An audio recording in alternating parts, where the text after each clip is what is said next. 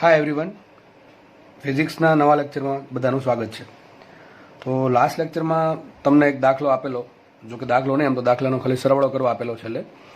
એનો આન્સર બધાને આવી ગયો હશે આઈ હોપ, કે જેમાં તમને ચોરસના અલગ અલગ શિરોબિંદુ પર અલગ અલગ દળ આપેલા હતા અને તમારા તંત્રની ગુરુત્વીય સ્થિતિ ઉર્જા શોધવાની હતી.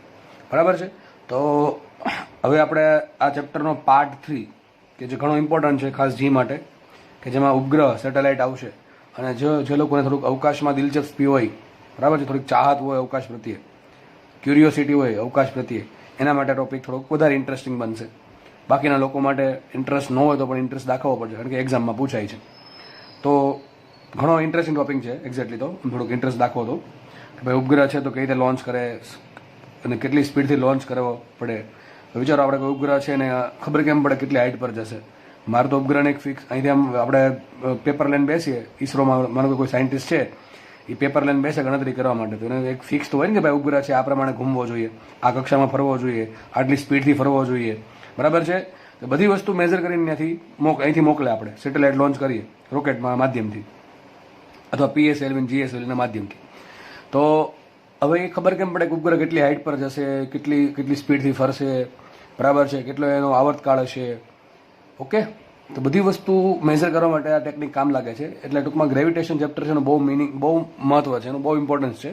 આગળ તમે સ્પેસમાં રિલેટેડ કોઈ બી સંસ્થામાં કામ કરવા માંગતા હોય તો, ઈસરોમાં કામ કરવું હોય તો તમારે એક ઈસરોની એક્ઝામ આવે, એને આમ તો એન્જિનિયરિંગ પતે 4 વર્ષ પછી તમે ઈસરોની એક્ઝામ આવે, એ એક્ઝામ તમે પાસ કરો, ક્વોલિફાય થાવ, પછી તમે એમાં જઈ શકો, કામ કરી શકો, બરાબર છે. એના માટે પહેલાં એન્જિનિયરિંગ પાસ કરવું પડશે. ને એન્જિનિયરિંગ પાસ કરવા માટે એક સારામાં સારી કોલેજ જોશે આપણે, અને એ કોલેજમાં જતાં પહેલાં આપણે ધોરણ 12માં સારામાં સારા ટકા લાવવા પડશે. અને એ ટકા લાવવા માટે પહેલાં આપણે તો અહીંયા ઇન્ટરેસ્ટ રાખીને પેલું ફિઝિક્સ જીને જ ભણવું પડશે. તો ટૂંકમાં વાત અત્યારે વાસ્તવિકતાની કરીએ તો આપણે ભણવું પડશે. જે લોકોને એમ થાય કે સર અમારે તો ડૉક્ટર બનવું છે તો કેમ ભણીએ છીએ, અરે ભાઈ નીટવાળા પૂછે છે તો અમારે શું ભણાવવું પડે ને. કાલે એમ કહી દે કે ભાઈ નીટવાળા કહી દે, NTA વાળા કે ગ્રેવિટેશન ચેપ્ટર નહીં ભણાવતો, અમે નહીં ભણાવીએ. ટૂંકમાં આપણે એક્ઝામ ક્રેક કરવા માટે આ તો ભણવું જ પડશે. 100 વાતની એક વાત, બરાબર. આટલી તો આપણે જ્યારે સાયન્સ લીધું ત્યારે મગજમાં તો એટલું હશે જ, આપણે મહેનત તો કરવી પડશે. તો સ્ટાર્ટ કરીએ હવે. તો આપણે આ થિયરીમાં એ જ ભણશું આપણે, જે આમ તો 1-2 દિવસમાં જેથી તમને મળશે 2 લેક્ચરમાં, નેક્સ્ટ 2 લેક્ચરમાં, કે ભાઈ ઉપગ્રહ વિશે ઘણી બધી માહિતી મેળવીશું. અને ત્યારબાદ છેલ્લો ટોપિક રહેશે ખાલી કેપ્લરના નિયમો. ચેપ્ટર આમ તો નાનું છે, ઇન્ટરેસ્ટિંગ ચેપ્ટર છે, પણ પ્રેક્ટિસ માંગે એવું ચેપ્ટર છે. કારણ કે ઘણા બધા ફોર્મ્યુલાઝ આવે છે આમાં, અને ફોર્મ્યુલાઝ તમે વ્યવસ્થિત પ્રેક્ટિસ કરી હોય, એનું યુટિલાઇઝેશન ખબર પડતી હોય તો જ તમે યુઝ કરી શકશો. બાકી ડાયરેક્ટ તુક્કો મારીને આમાં આન્સર ટીક નહીં કરી શકો. ટૂંકમાં ચેપ્ટર છે એ મોસ્ટલી ફોર્મ્યુલા બેઝ છે. થોડોક કોન્સેપ્ટ આવશે ઉપગ્રહમાં, પરંતુ બાકીનો આમ તો ઘણો તો મોટા ભાગનું ચેપ્ટર ફોર્મ્યુલા બેઝ છે. અને આવા ચેપ્ટરમાં રોકડા માર્ક્સ મળતા હોય છે, અને લોકો આવું ચેપ્ટર જ નહીં કરતા, ખબર નહીં કેમ. જોકે એક પણ ચેપ્ટર સ્કીપ ના કરવું જોઈએ સમય હોય તો, બરોબર. અને તમે બધા કોઈ સ્કીપ નહીં કરતા હોય એવી મને કદાચ એવું લાગે કે હશે, એવું કદાચ સ્કીપ કરતા હોય તો પહેલેથી સ્કીપ કરતા હશું. પણ જે લોકો વ્યવસ્થિત જીની નીટની બંનેની વ્યવસ્થિત મહેનત કરે છે એના માટે સ્કીપ જેવો કે ઓપ્શન હોતો જ નથી. ઓકે, તો ચલો વધારે હવે આપણે વાત કર્યા વગર આપણે સ્ટાર્ટ કરીએ આ ચેપ્ટરના રિલેટેડ વાતો. ચલો, તો નેક્સ્ટ ટોપિક આપણો છે, તમારું ટાઇટલ વાંચી લીધું છે તમે. નેક્સ્ટ ટાઇટલ છે પૃથ્વી અને પદાર્થના તંત્ર માટે ગુરુત્વીય સ્થિતિ ઉર્જા. ઓકે, તો આપણે પૃથ્વી અને પદાર્થના તંત્ર માટે ગુરુત્વીય સ્થિતિ ઉર્જા શોધવી છે, કઈ રીતે મળે એનો આપણે અભ્યાસ કરવાના છીએ. હવે માની લઈએ આપણે 2 અલગ અલગ કેસ તમને દેખાતા હશે. 2 અલગ અલગ કેસ તમને ખબર પડી ગઈ હશે કે પૃથ્વીનું દળ ME છે, પૃથ્વીની ત્રિજ્યા RE છે, અને પૃથ્વીનું સેન્ટર સપોઝ કે O છે, બરાબર છે. અને એક પદાર્થ સ્મોલ m દળનો પૃથ્વીની સપાટી પર પડેલો છે. તો આપણે પહેલા પદાર્થ અને પૃથ્વી માટે ગુરુત્વીય સ્થિતિ ઉર્જા મેળવીશું, પણ ક્યારે? પદાર્થ પૃથ્વીની સપાટી હોય ત્યારે. અને આ કેસમાં શું છે, જો પદાર્થ થોડોક h હાઇટ પર છે. 2 અલગ અલગ કેસ છે કે એકમાં પદાર્થ પૃથ્વીની સપાટી પર પડેલો છે અને એકમાં પદાર્થ પૃથ્વીની સપાટીથી h જેટલી ઊંચાઈ છે. તો મારે બંને કેસ માટે સ્થિતિ ઉર્જાના સૂત્ર લખવા છે. તો કે સ્થિતિ ઉર્જા શું છે આપણે આગળ ભણી ગયા છે, ગુરુત્વીય સ્થિતિ ઉર્જાની વાત થઈ છે, બરોબર છે. તો આપણે તો શું ભણ્યા હતા, આવું કંઈક ભણ્યા હતા કે એક દળ હોય M1, બીજું દળ હોય M2, બંને વચ્ચે અંતર r છે. તો બંનેની સ્થિતિ ઉર્જા આવશે -g M1 M2 છેદમાં r. ભાઈ ઘણા છે ને અહીંયા ભૂલથી r² મૂકી દે. અરે દોસ્ત, તમે અહીંયા r² મૂકી દેશો તો બળ થઈ ગયું. શું થઈ ગયું? બળ. માઇનસ કાઢી નાખો તો શું આવશે? G M1 M2 r². તો આ તો સૂત્ર શું છેદમાં આવશે? r આવશે. r શું આવશે? છેદમાં r આવશે, r² નહીં આવે. તો આપણે ચલો આ કેસ માટે યુઝ કરીએ. સૂત્ર શું આવશે? તો ચલો u ઇઝ ઇક્વલ ટુ કોની માટે? પૃથ્વી અને પદાર્થના તંત્ર માટે ગુરુત્વીય સ્થિતિ ઉર્જા કેટલી આવશે? -g ઇન્ટુ ચલો ME ઇન્ટુ બીજું દળ M છેદમાં અંતર. અંતર કયું મૂકવાનું? તમને ખબર છે કે જ્યારે દળ પૃથ્વીની સપાટી પર હોય કે સપાટીની બહારના ભાગમાં હોય, યાદ કરો શરૂઆતમાં પ્રમેય ભણાવ્યો હતો કે ગોળા માટે સપાટી પર રહેલું દળ અથવા ગોળાની સપાટીથી દૂર બહારના ભાગમાં રહેલું દળ માટે ગોળાનું સમગ્ર દળ ગોળાના કેન્દ્ર પર હોય એમ આપણે માનવીને ગણતરી કરવાની છે. સેમ વસ્તુ અહીં કરશું. આ દળ છે પૃથ્વીની સપાટી પર છે અથવા તો પૃથ્વીની બહારના ભાગમાં હશે, બરાબર છે, કાં તો સપાટીની અંદર હશે, સપાટી પર હશે અથવા સપાટીની બહારના ભાગમાં હશે. તો આપણે દરેક વખતે પૃથ્વીનું દળ ક્યાં માનશું? ટૂંકમાં એમ માનશું એમ અહીંયા હશે. ક્યાં છે? સેન્ટર પર. તો બંને વચ્ચે કેટલું અંતર આવશે? આર ઈ આવશે. શું આવશે? R E. બહુ આઈએમપી સૂત્ર. આઈએમપી સૂત્ર આગળના દાખલા અથવા આગળની થિયરી સમજવા માટે આ સૂત્ર બહુ કામનું સૂત્ર છે દોસ્ત, બરાબર. ચલો આગળ વધીએ. ચલો આ કેસમાં સૂત્ર શું આવશે? U is equal to minus G. ચલો એક દળ છે એમી, આ પૃથ્વીનું દળ કેટલું છે? એમી.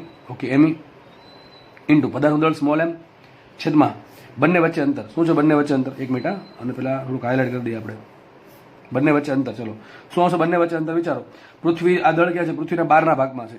એટલે આપણે એવું માનશું કે પૃથ્વીનું બધું દળ ક્યાં છે? પૃથ્વીના સેન્ટર પર છે. તો પૃથ્વીનું દળ છે એમી, એ છે એના સેન્ટર પર, બરાબર છે. બધું દળ પૃથ્વીના સેન્ટર પર છે અને બંને વચ્ચે કેટલું અંતર થશે? તો વિચારો, બંને વચ્ચે અંતર થશે આર ઈ પ્લસ એચ. કેટલું થશે? R E plus H. છેદમાં આવશે આર ઈ પ્લસ. તો સિમ્પલ આમ લખી શકાય U is equal to minus G MEM by small r. જો લખ્યું છે small r. What is small r? Small r is the distance between the centre of the earth and given body. આ બંને આપેલ પદાર્થ અને પૃથ્વીના કેન્દ્ર વચ્ચેનું અંતર કેટલું આવશે? H plus R E. કેટલું આવશે? H plus R E. અરે સોરી, હા બરાબર, H plus R is equal to R. લખી દઉં છું R is equal to R E plus H અથવા એચ પ્લસ આર ઈ. ખબર પડી ગઈ? તો અહીંથી આપણને એક વસ્તુ ખબર પડે છે, એક બહુ મહત્વની વસ્તુ, નહીં તમારે કંઈક હાસ્યામાં અથવા કોઈ સારી જગ્યાએ વ્યવસ્થિત લખી રાખવાની છે આ ચેપ્ટરના ચોપડામાં. ચલો શું લખશો તમે? આવું લખશો કે પૃથ્વી અને પદાર્થના તંત્ર માટે ગુરુત્વીય સ્થિતિ ઉર્જાની ગણતરી કરતી વખતે, ધ્યાનથી સાંભળજો ભાઈ, લખવાનું છે વ્યવસ્થિત તમારે. પૃથ્વી અને પદાર્થના તંત્ર માટે ગુરુત્વીય સ્થિતિ ઉર્જાની ગણતરી કરતી વખતે અંતર હંમેશા, આમ લખજો, ગુરુત્વીય સ્થિતિ ઉર્જાની ગણતરી કરતી વખતે આપેલા પદાર્થનું અંતર હંમેશા પૃથ્વીના કેન્દ્રથી માપવું. શું કરવાનું તમારે?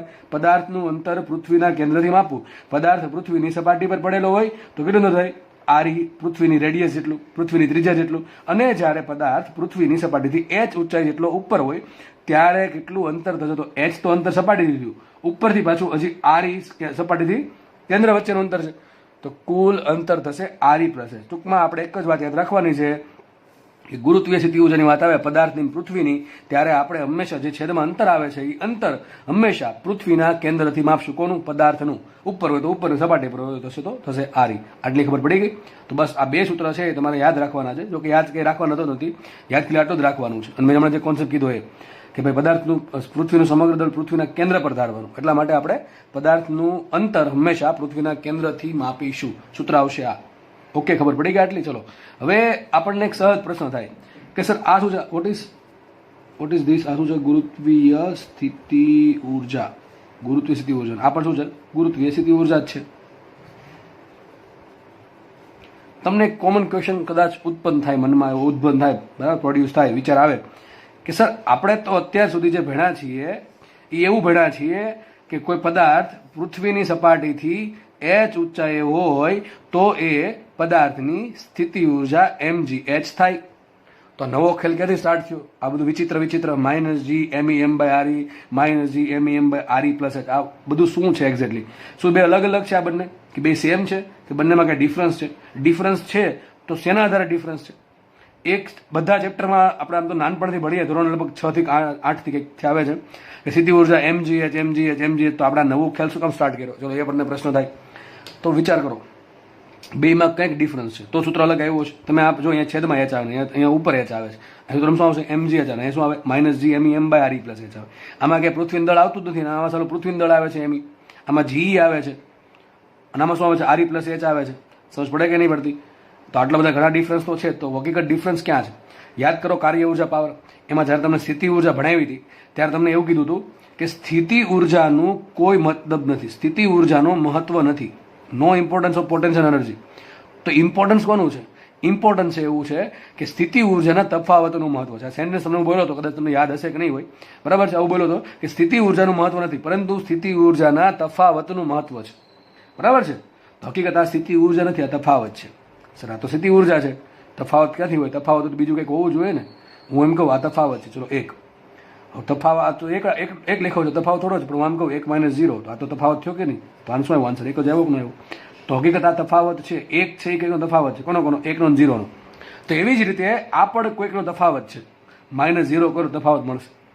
ટૂંકમાં સ્થિતિ ઉર્જા ગણતરી કરવા માટે તમારે હંમેશા રેફરન્સ પોઈન્ટ જોવે. શું જોવે? Reference point. ભાઈ વેગ માપવા માટે તમારે નિર્દેશ ફ્રેમ જોવે કે કઈ કોના આધારે તમે વેગ માપો છો. તમે ટ્રેનમાં બેઠા હોય અને માનો કે 3 વસ્તુ છે ABC. સી વ્યક્તિ છે એ બસમાં બેઠો છે, એ વ્યક્તિ છે એ ટ્રેનમાં બેઠો છે, બંને બી વ્યક્તિ નિહાળે છે. તો એ વ્યક્તિની સાપેક્ષે બીનો વેગ અલગ હશે. જે શું કહેવાય પેલો એ વ્યક્તિ બસમાં બેઠો છે એની સાપેક્ષે બીનો વેગ અલગ હોય, અને જે વ્યક્તિ સી ટ્રેનમાં બેઠો છે એની સાપેક્ષે બીનો વેગ અલગ અલગ હોય. બરાબર છે? ડિપેન્ડ કરે બસ ને ટ્રેન ને વ્યક્તિ બી વ્યક્તિ કઈ રીતે ગતિ કરે છે. તો એ પ્રમાણે વેગ બદલાઈ જશે. તમે કયા નજરિયાથી જુઓ છો, તમે ક્યાં બેઠા બેઠા, ક્યાં ઊભા અથવા ક્યાંથી ગતિને નિહાળો છો એના આધારે વેગ મળે. તમારી સાપેક્ષે કંઈક વેગ અલગ હશે, બીજાની સાપેક્ષે વેગ અલગ હશે, ત્રીજાની સાપેક્ષે વેગ અલગ હશે. એ રીતે વેગ અલગ હોય તો ગતિ ઉર્જા અલગ મળે. તો યાદ રાખજો, ગતિ ઉર્જા કોના પર ડિપેન્ડ કરે? નિર્દેશ ફ્રેમ પર ડિપેન્ડ કરે. કોના પર ડિપેન્ડ કરે? નિર્દેશ ફ્રેમ. નિર્દેશ ફ્રેમ એટલે કઈ જગ્યાએથી ગતિનું અવલોકન થાય છે. એકદમ સિમ્પલ ભાષામાં. બરાબર છે? ટ્રેનમાંથી થાય છે કે બસમાંથી થાય છે કે એરોપ્લેનમાંથી થાય છે કે ઊભા કે પ્લેટફોર્મ પરથી થાય છે. તો વેગ એના પર ડિપેન્ડ કરશે. કોના પર ડિપેન્ડ કરે? વેગ નિર્દેશ ફ્રેમ પર ડિપેન્ડ કરે. એના આધારે ગતિ ઉર્જા છે એ પણ નિર્દેશ ફ્રેમ પર ડિપેન્ડ કરશે. નોર્મલી આપણે પૃથ્વીને નિર્દેશ ફ્રેમ લઈએ છીએ, કારણ કે પૃથ્વી આપણે એવું માનીએ આપણે પૃથ્વી પર ઊભા છીએ તો સ્થિર છીએ. જો કે તમે સૂર્ય પરથી અવલોકન કરશો તો ચંદ્ર પરથી અવલોકન કરશો તો તમે પૃથ્વી સ્થિર નથી. બરાબર છે? તો આમાં અલગ અલગ નજરિયો વાપરશો, અલગ અલગ નિર્દેશ ફ્રેમ વાપરશો તો વેગ અલગ અલગ મળે. આપણે એ ચર્ચા નથી કરવાની, જસ્ટ ખાલી તમને ઇન્ફોર્મેશન આપી. યાદ રાખવાનું, નીટવાળા ખાસ તમને પૂછે કે ગતિ ઉર્જા છે એ નિર્દેશ ફ્રેમ પર આધારિત છે, સાચું ખોટું? સાચું વિધાન છે. કેવું વિધાન છે? સાચું વિધાન. ચલો આપણે સ્થિતિ ઉર્જાની વાત કરીએ. તો જેમ તમારે ગતિ ઉર્જા માટે એક નિર્દેશ ફ્રેમ બાકી હોવી જોઈએ, એ પ્રમાણે સ્થિતિ ઉર્જા માટે તમારી પાસે એક રેફરન્સ પોઈન્ટ હોવો જોઈએ. રેફરન્સ પોઈન્ટ વગર સ્થિતિ ઉર્જાનો કોઈ મિનિંગ નથી. અત્યાર સુધી ધ્યાન રાખજો, વ્યવસ્થિત કહું છું. નેક્સ્ટ પેજમાં લખીએ. ચલો, અત્યાર સુધી આપણે જે સૂત્ર ભણ્યા છે MGS, ધ્યાનથી સમજજો ભાઈ, ધ્યાનથી સમજજો. એ માટે રેફરન્સ પોઈન્ટ કયો લીધો હતો? પૃથ્વીની સપાટી. કોણે લીધું હતું? પૃથ્વીની સપાટી. હું એવું માની લીધું, મેં એવું માની લીધું કે પૃથ્વીની સપાટી પર સ્થિતિ ઉર્જા U બરાબર 0 લઈ લીધી મેં. અમે ધાર લીધું કે અહીંયા U 0 છે, આ સપાટી પર U 0 છે. તો હવે આ મને રેફરન્સ પોઈન્ટ મળી ગયો. ભાઈ પૃથ્વીની સપાટીથી હાઈટ માપવાની મારે. હું જેટલો ઉપર, ધારો કે કોઈ પદાર્થ છે, ધારો કે M દળનો પદાર્થ અહીંયા છે, M દળનો પદાર્થ અહીંયા છે, તો M દળના પદાર્થની મારે સ્થિતિ ઉર્જા શોધી શું કરીશ? મારે હાઈટ જોશે. Suppose this distance is h, this height is h. સ્થિતિ ઉર્જા કેટલી આવશે? અહીંયા 0 છે, ધારો કે અહીંયા છે U. કેટલી છે? U ડેશ કહી દઉં તો U ડેશ બરાબર શું આવશે? U ડેશ બરાબર આવશે mgh. ક્યાંથી માપી? અહીંથી માપી. તમે જેટલા ઉપર જશો એમ તમારી સ્થિતિ ઉર્જા વધતી જશે.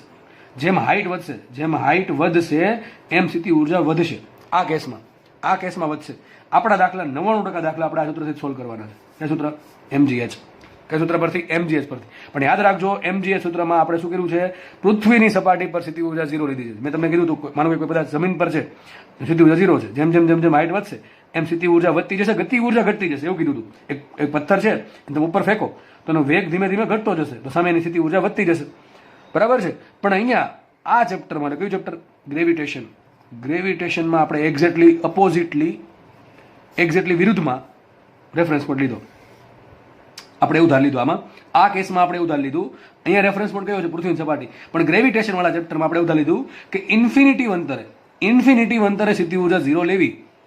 જો ઊંધું છે કે નહીં? અહીંયા મૂકો તો આપણે ધારો કે h ઇન્ફિનિટી મૂકી દીધું, પણ બહુ મોટા અંતરે કેટલી સ્થિતિ ઉર્જા આવશે? mg into infinity, that is infinity. ટૂંકમાં આપણે અહીંયા એવું ધાર્યું છે કે પૃથ્વીની સપાટી પર સ્થિતિ ઉર્જા 0 છે, જ્યારે ઇન્ફિનિટી અંતરે, ખૂબ જ મોટા અંતરે, ખૂબ જ મોટી ઊંચાઈએ સ્થિતિ ઉર્જા અનંત થઈ જશે. કેટલી થઈ જશે? ઇન્ફિનિટી. અને બીજી વાત, અહીંયા આપણે સ્થિતિ ઉર્જાની ગણતરી માટે h જે માપીએ છીએ સપાટી પરથી માપીએ છીએ. ક્યાંથી માપીએ છીએ? સપાટી પરથી માપીએ છીએ. અહીંયા થોડુંક એક્ઝેક્ટલી અપોઝિટ છે. થોડુંક એક્ઝેક્ટલી અપોઝિટ એટલે કેવું? સૂત્ર તો બેના સરખા જ થશે. બરાબર છે? રેફરન્સ પોઈન્ટ અલગ અલગ છે એટલા માટે ચેન્જ આવ્યો છે. એટલે એવું નથી કારણ કે રિલેશન જ નથી. રિલેશન છે, પણ હકીકત રેફરન્સ પોઈન્ટના બદલાવના કારણે સૂત્ર અલગ અલગ આવે છે. ચલો આપણે આ કેસની વાત કરીએ. આ કેસ તો બધાને યાદ જ હશે, હવે સમજાઈ ગયો હશે. બધા દાખલા આપણે આનાથી ગણશું. તો સર આના યુઝ શું કામ કરીએ? આના આધારે દાખલા ક્યારે ગણવાના? ચલો એ પણ આપણે રહસ્યની ખુલાસો કરીશું. ચલો, તો આપણે આમાં એવું ધાર્યું છે ગ્રેવિટેશનના ચેપ્ટરમાં કે સ્થિતિ ઉર્જા અનંત અંતરે 0 છે. કેવી છે? 0 છે. અહીંયા છે પૃથ્વીનું સેન્ટર. સપોઝ કે આ પૃથ્વીનું સેન્ટર છે. This is the centre of the earth. કે ઓ નામ આપી દઈએ. બરાબર છે? તો આ શું થઈ જશે? પૃથ્વીની ત્રિજ્યા સપોઝ બેન જોડ દઈએ આપણે. આ પોઈન્ટની. તો આ થઈ જશે પૃથ્વીની ત્રિજ્યા RE. ઓકે, તો હવે અહીંયા આ એટલો ડિસ્ટન્સ બહુ મોટો ડિસ્ટન્સ છે, પણ આપણે પેપરમાં બતાવવા માટે આટલું બતાવ્યું છે. તો આમાં એવું ધાર્યું છે કે ઇન્ફિનિટી અંતરે અનંત અંતરે કોઈ પણ પદાર્થની સ્થિતિ ઊર્જા 0 હોય. તમે જેમ જેમ જેમ જેમ જેમ નીચે જાઓ છો, જેમ જેમ જેમ અંતર ઘટાડો છો, એમ સ્થિતિ ઊર્જા વધતી જાય છે, પરંતુ ઋણમાં વધતી જાય છે. જેમ જેમ જેમ જેમ કરતા કરતા અહીંયા છે કે અહીંયા આવી ગયા અહીંયા, તો અહીંયા સ્થિતિ ઊર્જા કેટલી હશે? -GME/m/RE. ઓકે, માનો કે તમે અહીંયા છો, અહીંયા તો સ્થિતિ ઊર્જા કેટલી? ચલો ગણીએ. -GME/m અંતર ક્યાંથી માપવાનું? હમણાં લખાયું હતું આસિયામાં કે અંતર હંમેશા પૃથ્વીના કેન્દ્રથી માપવું. તો વિચારો અંતર કેટલું થશે? આટલું અંતર ઇન્ફિનિટી છે ને દોસ્ત, કેટલું અંતર છે? ઇન્ફિનિટી મૂકો છેદમાં ઇન્ફિનિટી ધેટ ઇઝ 0. શું આવશે આન્સર? 0. ઘણા કહેશે -0 આવે. અરે ભાઈ 0 માટે પ્લસ માઇનસ ન હોય દોસ્ત. 0 સિવાયની બધી સંખ્યા માટે પ્લસ માઇનસ હોય, પણ 0 માટે પ્લસ માઇનસ ના હોય. ઓકે, તો મતલબ શું સાબિત થયું?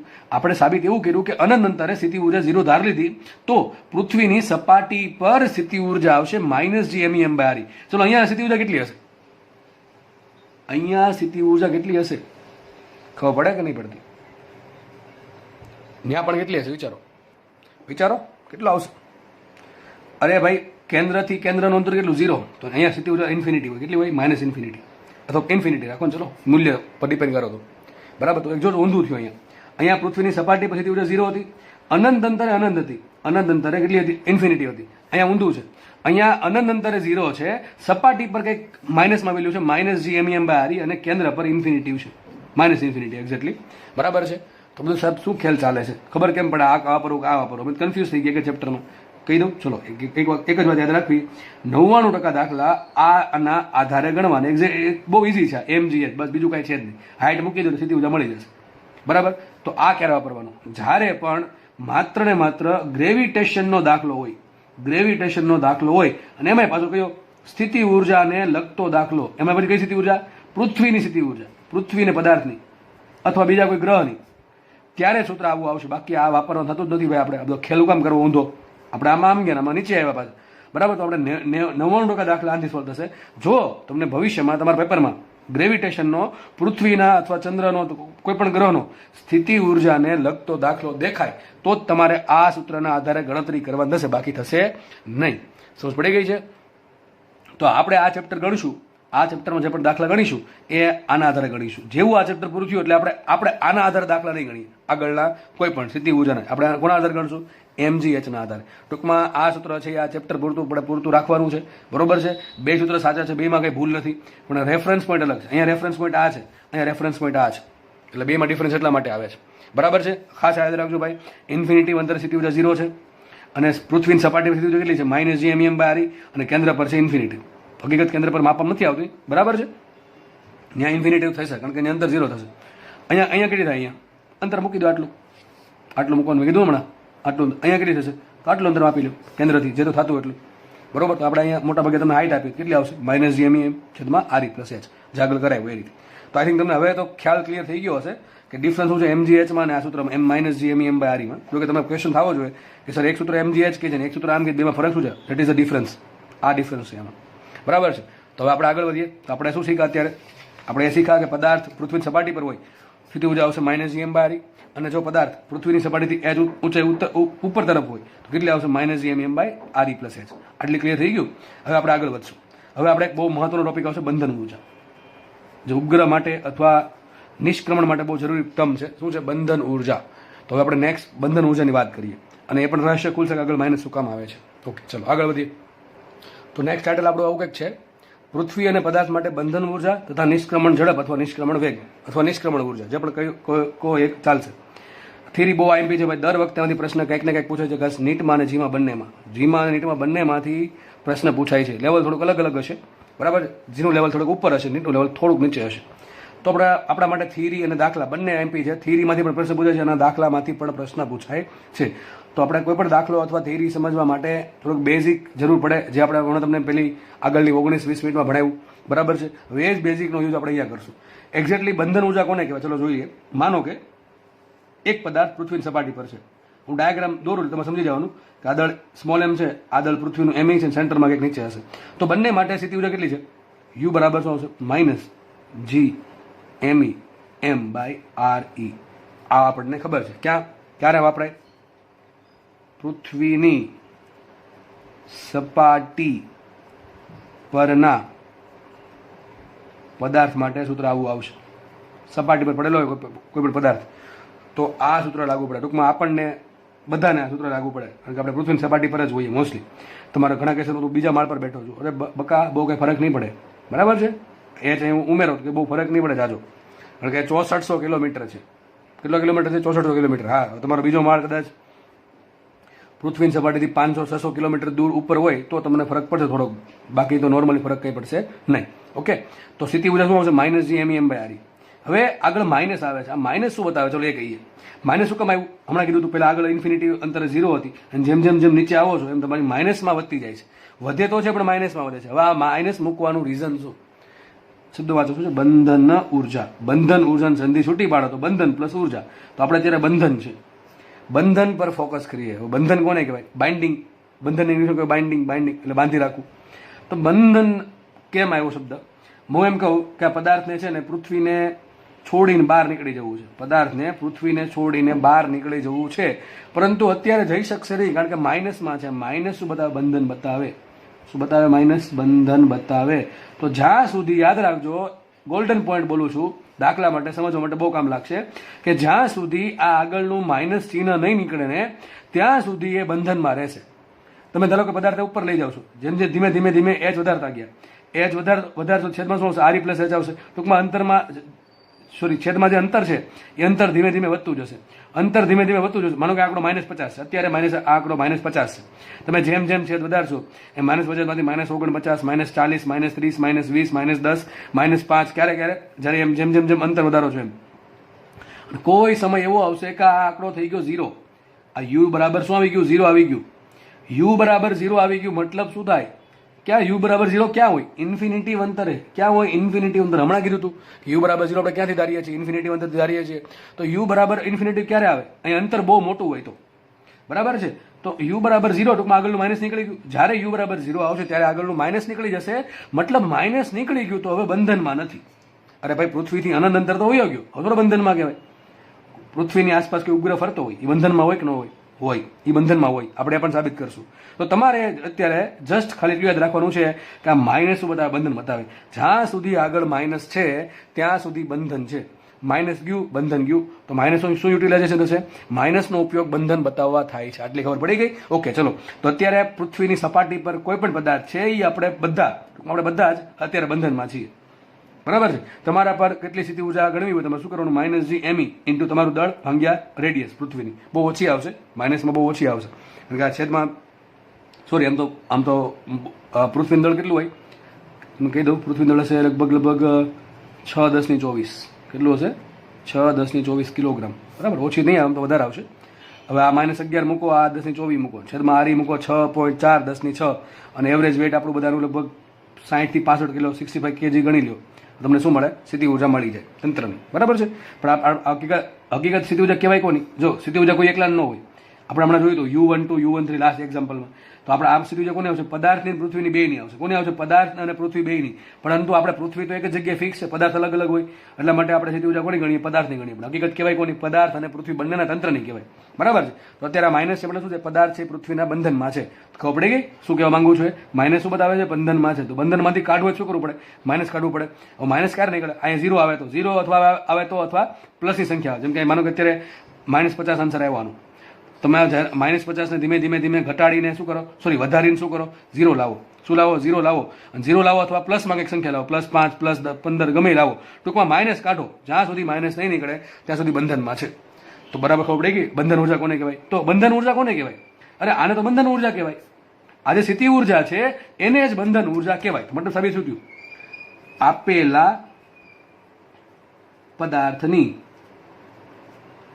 ગુરુત્વીય સ્થિતિ ઉર્જા બરાબર જ શું થશે?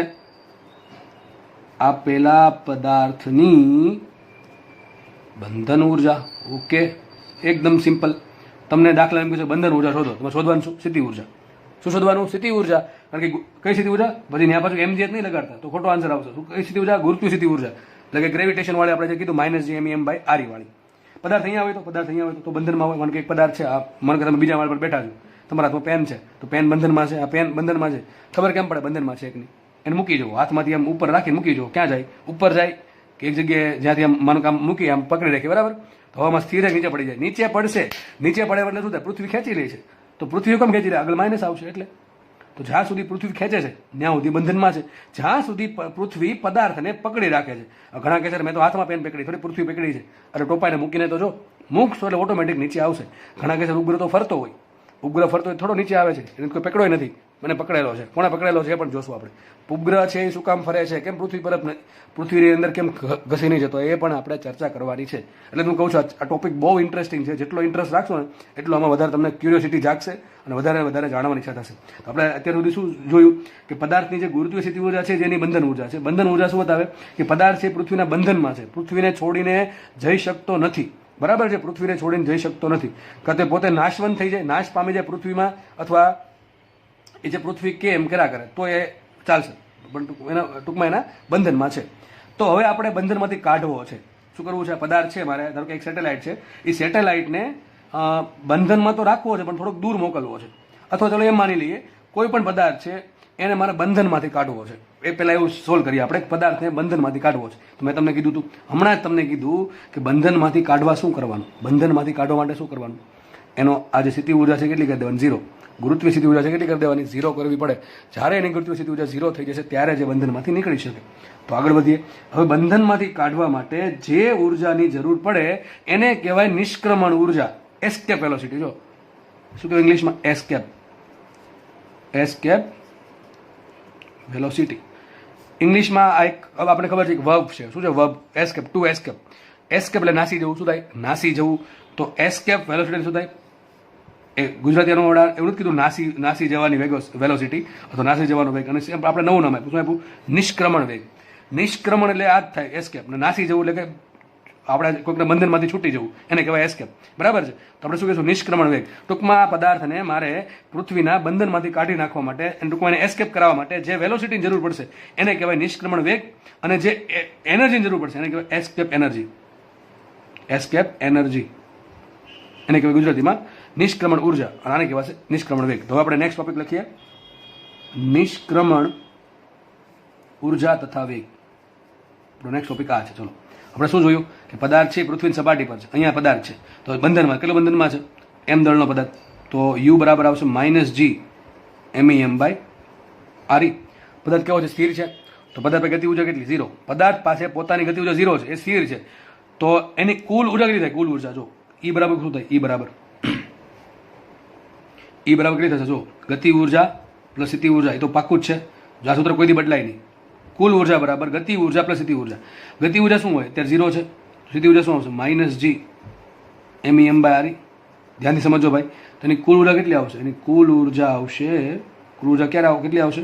-g MEM/RE. તો આ થઈ ગઈ એની કુલ ઉર્જા. એની કુલ ઉર્જા ધન છે કે ઋણ છે? ધન છે કે ઋણ છે? ઋણ છે. અને આ કુલ ઉર્જા જ્યાં સુધી ઋણ હશે ત્યાં સુધી બહાર જવાનું નથી. તો મારે બહાર મોકલવો છે, બંધનમાંથી એને મુક્ત કરી દેવો છે, થોડુંક પણ બંધન નથી રાખવું. એના માટે શું કરવું પડે? આજે માઇનસ છે કાઢવું પડે. માઇનસ કાઢવા માટે કુલ ઉર્જા કરવી પડે કેટલી? 0. મિનિમમ 0 કરવી પડે. કેટલી કરવી પડે? 0. તમારે 0 તો કરવી જ પડશે. આ થોડું કે રહી ગયું, મેં તમને કીધું થોડું કે માઇનસ રહી ગયું તો હજી બંધનમાં હશે. તો જ્યાં સુધી એની કુલ ઉર્જા 0 નહીં થાય ત્યાં સુધી એ બંધનમાંથી નીકળી શકે નહીં.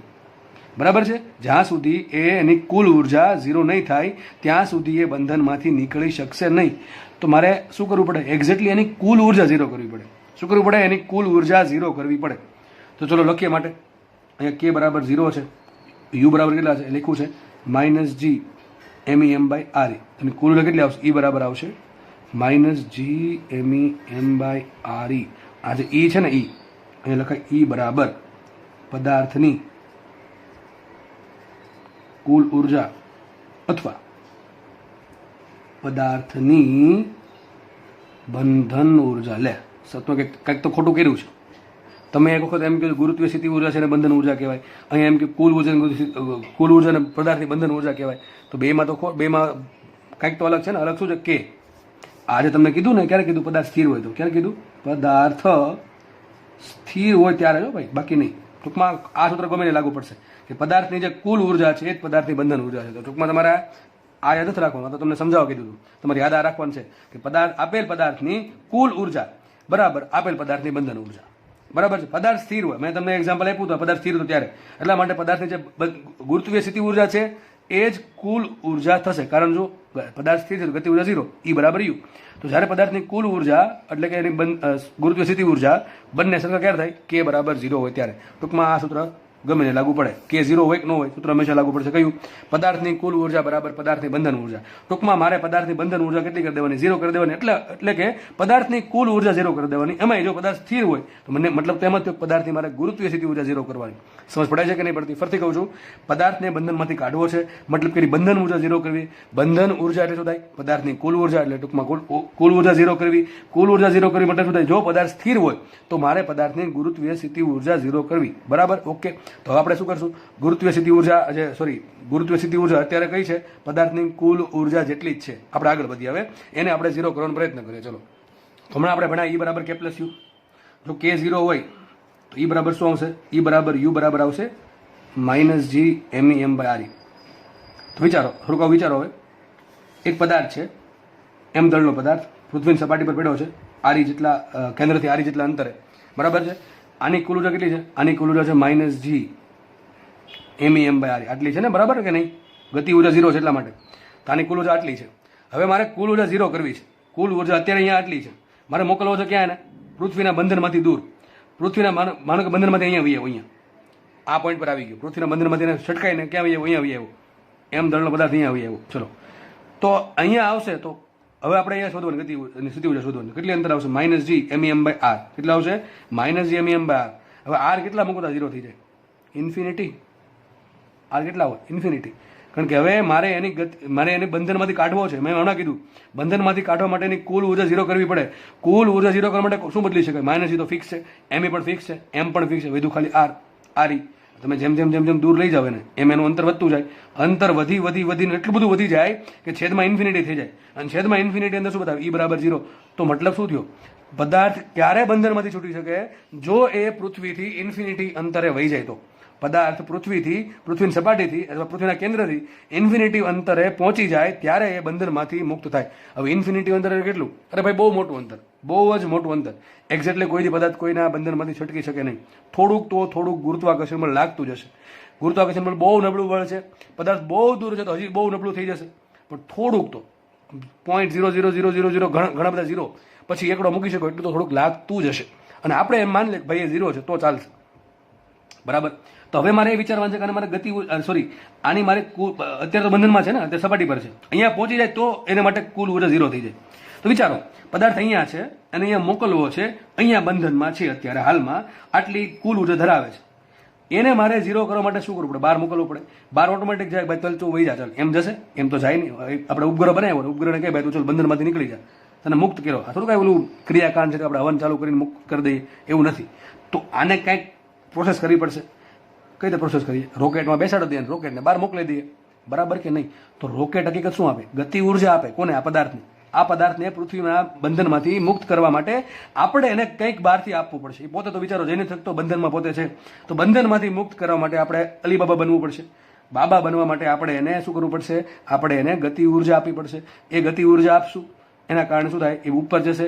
જેમ ઉપર જશે એમ એનું અંતર વધતું જશે. એમાં જે કુલ ઉર્જા છે એ માઇનસમાં ધીમે ધીમે ક્યાં જશે? 0 તરફ જશે. અને જ્યારે એની કુલ ઉર્જા 0 થઈ જશે ત્યારે એ નિરાંત અનુભવશે કે ભાઈ હવે હું પૃથ્વીના બંધનમાંથી મુક્ત થયો છું.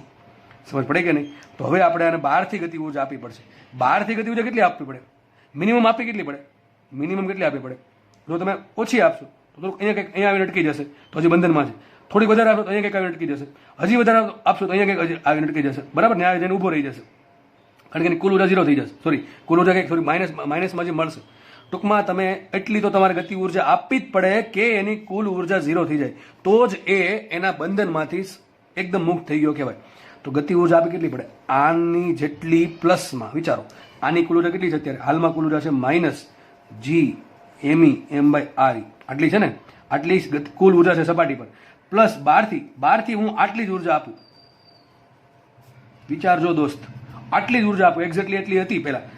જસ્ટ ખાલી ઊભો છે, જસ્ટ સ્થિર છે, તો આટલી ઉર્જા છે એની પાસે માઇનસમાં, બંધનમાં છે. એટલે 12 થી ઓની જેટલી સેમ ટુ સેમ ઉર્જા આપી દઉં તો કુલ ઉર્જા કેટલી થઈ જશે? હવે થઈ જશે 0. કેટલી થઈ જશે? 0. અને આ ક્યાં થશે? અનંત અંતરે. ક્યાં થશે? અનંત અંતરે. ટૂંકમાં આટલી ઉર્જા છે, ઓલરેડી છે. આપણે આટલી ઉર્જા બાહ્ય રીતે આપીએ, બાહ્ય ગતિ ઉર્જા તરીકે આપીએ તો એની કુલ ઉર્જા 0 થઈ જશે અને અહીંયા કંઈક આવીને અનંત અંતરે પૃથ્વીથી નાસી જશે. ટૂંકમાં આ જે ઉર્જા છે એ આપણે 12 થી આપી છે. કયા સ્વરૂપે આપી છે? ગતિ ઉર્જા સ્વરૂપે આપી છે. અને શું કામ આપી છે? પદાર્થના નિષ્ક્રમણ માટે, પદાર્થને પૃથ્વીના બંધનમાંથી છોડાવવા માટે, પદાર્થને પૃથ્વી પરથી નાસી જવા માટે જે ઉર્જા આપી એને કહેવાય નિષ્ક્રમણ ઉર્જા.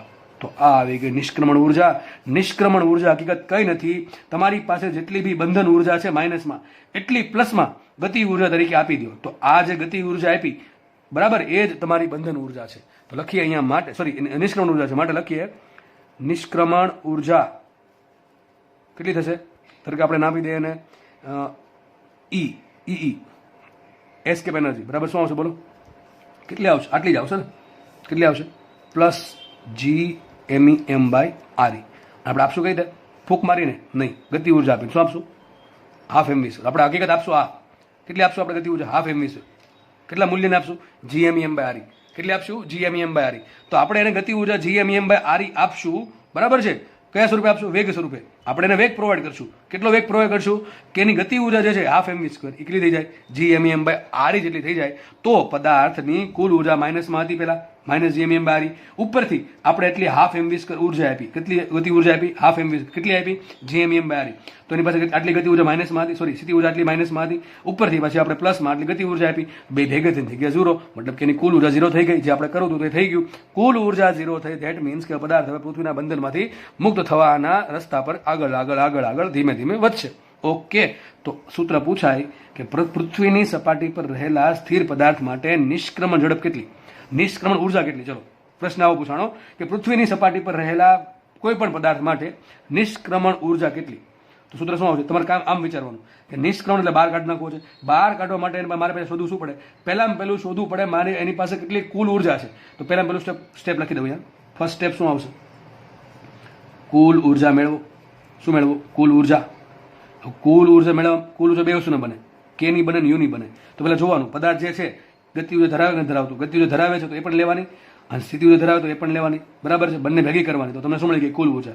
જે કુલ ઉર્જા મળશે એટલી એ તમને માઇનસમાં મળશે. ઓલવેઝ કુલ ઉર્જા તમને માઇનસમાં મળશે. એટલી ઉર્જા પ્લસ ઈ તરીકે ક્યાં આપી દો? નિષ્ક્રમણ તરીકે આપી દો. તો એ શું બનશે? નિષ્ક્રમણ ઉર્જા. ટૂંકમાં તમારે જે માઇનસમાં કુલ ઉર્જા મળી એટલી પ્લસમાં આપી દો. એ જે પ્લસમાં આપો છે શું કહેવાય? નિષ્ક્રમણ ઉર્જા.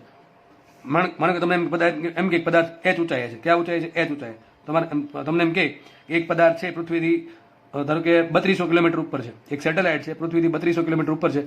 દાખલો જ બોલું છું, યાદ રાખજો. એક પદાર્થ એક ઉપગ્રહ પૃથ્વીની સપાટીથી 3200 કિલોમીટર હાઇટ પર ભ્રમણ કરે છે. તો એ પદાર્થ માટે નિષ્ક્રમણ ઉર્જા શોધો. તમને બધું દળ ને બધું આપી દેશે, બરાબર છે. તો તમારે કરવાનું શું? મારે જે ઉપગ્રહ છે એની કુલ ઉર્જા શોધવાની. શું શોધવાની? કુલ ઉર્જા.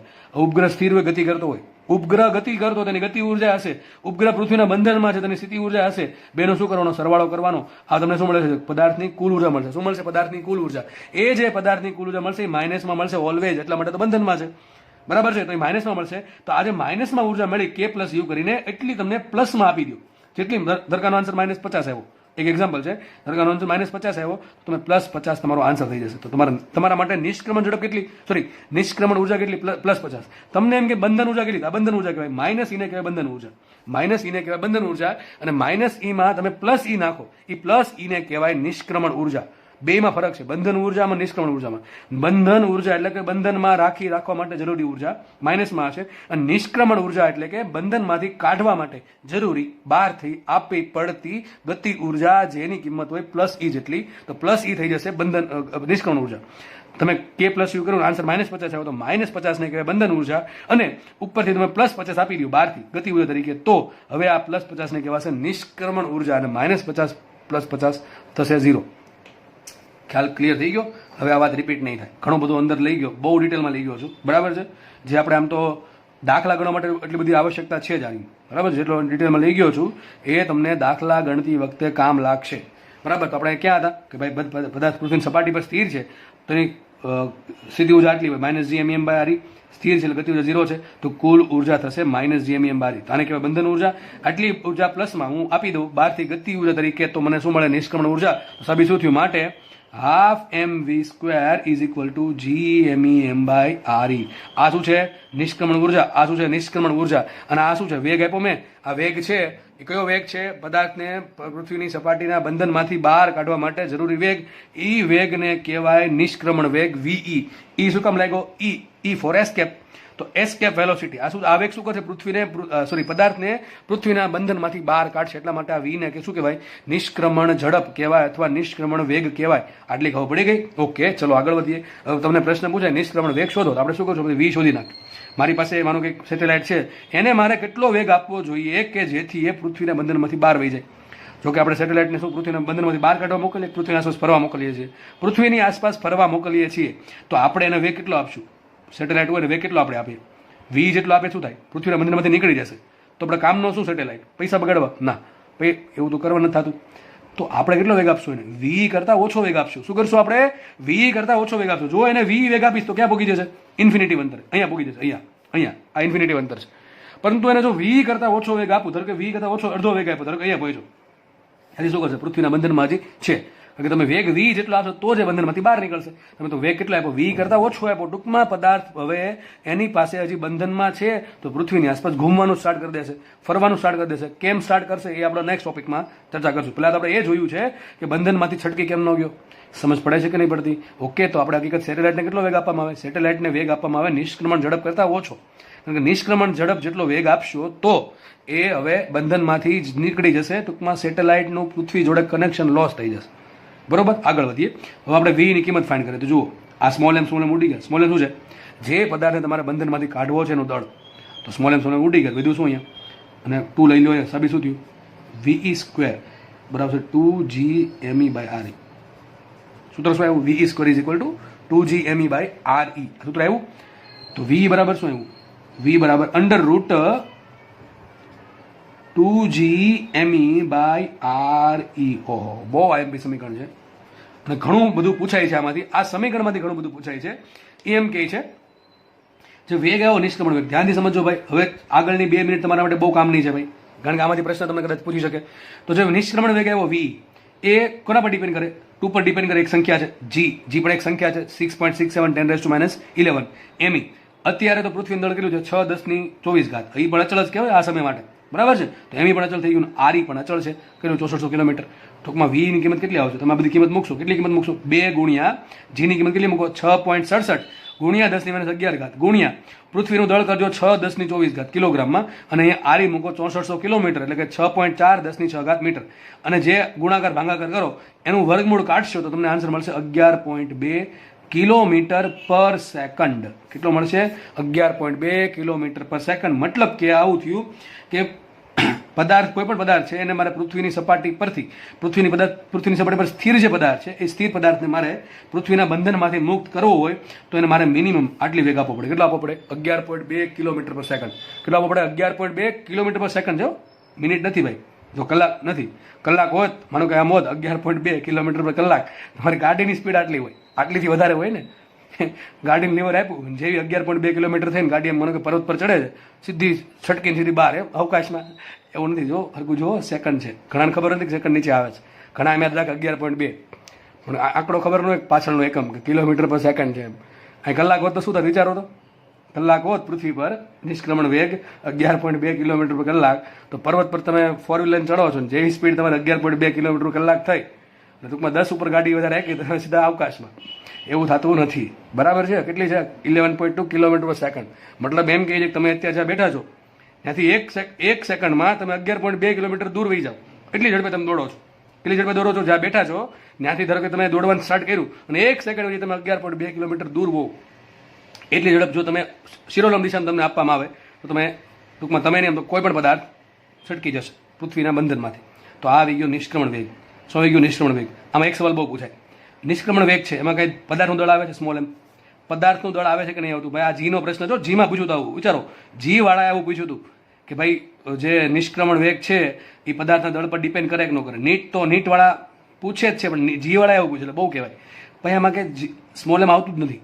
2gme/re આમાં માત્ર પૃથ્વીની જ બધી આવે છે. જો જી તો 2g તો બધા માટે ફિક્સ હોય, પૃથ્વીનું દળ ને પૃથ્વીની ત્રિજ્યા, આમાં પદાર્થનું દળ ક્યાંય એવું નથી. ટૂંકમાં તમારે કીડી હોય, કીડી આંટ કીડીને મોકલવી હોય કે એલિફન્ટ હાથીને મોકલવું હોય, બે માટે નિષ્ક્રમણ વેગ સરખી છે. જો આ બહુ મહત્વની વાત કહું છું, બહુ જ મહત્વની વાત છે કે એક કીડી છે ને એક હાથી છે, બંને માટે નિષ્ક્રમણ વેગ શું હોય? પૃથ્વી માટે પૃથ્વીની સપાટી પર સ્થિર પડેલા હોય તો બંને માટે કેટલી હશે? 11.2 કિલોમીટર પર સેકન્ડ જ હશે.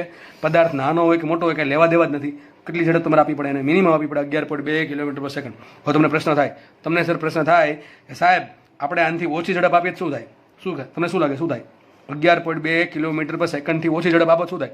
અરે બંધનમાં રહેશે કે અહીં કંઈક રહેશે. આ ટૂંકમાં ઇન્ફિનિટિવ સ્થાન છે, આ સપાટી છે, બેની વચ્ચે કંઈક રખડતો હશે.